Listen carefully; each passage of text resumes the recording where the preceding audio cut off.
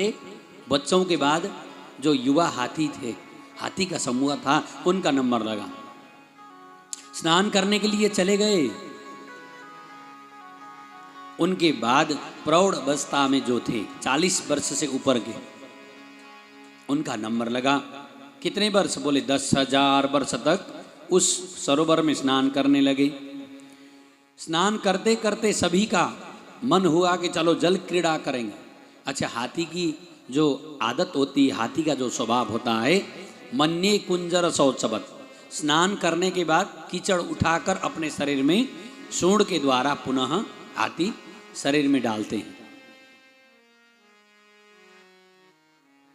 हाथी का परिवार वहां जाकर के स्नान कर रहा था। उस सरोवर में जल गंदा हो चुका था। उस गंदे जल को देखते हुए उसके अंदर रहने वाले मेहमान ने क्या विचार किया, अरे कब तक रहोगे दूसरे के घर पर, न किराया न भाड़ा न कुछ, है? खाले पीले मेहमान बने हो, बढ़िया बढ़िया खाने को चाहिए। किसी के घर में कभी मेहमान बनकर जाओ ना, ज़्यादा तंग नहीं करना चाहिए, नहीं तो फिर से फ़ोन करोगे ना, तो हम तो हैं नहीं, अभी कलकत्ते में हैं। फिर फ़ोन करोगे, बोले नहीं हम कुछ दिन के लिए सिलीगुड़ी निकले हुए हैं। फिर फ़ोन करो, बोले दार्जिलिंग में हैं घर पे ही, आपको आने ही नहीं देंगे, आओगे कैसे? सरल बनो, सब जगह आपको जगह मिलेगी। बोलो भक्तवत्सल भगवान की। ये दूसरे के घर में जा चुके हैं, फिर भी क्या कर रहे हैं? बोले मेरा अधिकार है, इस सरोवर के अंदर हमारा अधिकार है। सुखदेव महामुनि कहते हैं यहाँ एक घटना हुई। क्या हुआ? बोले मृत्युम प्रधत्या तरणम तमीमहि, अज्ञात, किसी को ज्ञात नहीं था।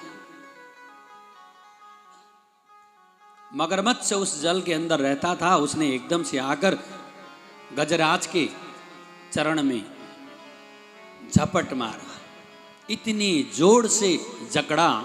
मगरमच्छ का मुंह तो बहुत लंबा होता है, इतने लंबे दांत थे। गजराज को ऐसा लगा कि अभी गिर जाएंगे। जहां 10,000 हाथियों की शक्ति उस गजराज में थी, फिर भी मगरमच्छ उसको गिराने की क्षमता रखता है, क्योंकि वो जल के अंदर रहता है। जो जहां रहता है वहां का शक्तिशाली होता है। जल में रहने वाला जीव जल में शक्तिशाली होता है, स्थल में रहने वाला जीव स्थल में शक्तिशाली होता है।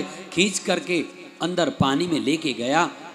गजराज को खींच के पूरा परिवार सूंड लगाकर बाहर लाना चाहता है, परंतु गजराज आते हुए पुनः पानी के अंदर प्रवेश करते हैं।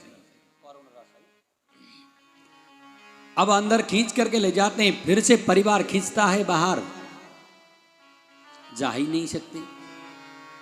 फिर से मगरमच्छ खींच के पानी में ले गया। एक बार हुआ, 2 बार हुआ, 3 बार हुआ, सैकड़ों बार मगरमच्छ खींच करके पानी में जब लेके गया, तो परिवार की जो सदस्य अथिनी थी, जो बच्चों की माताएं थी, वो कहने लगी अरे ये तो बूढ़े हो चुके हैं, इनका तो अब समय हो गया, इनके चक्कर में मत पड़ो।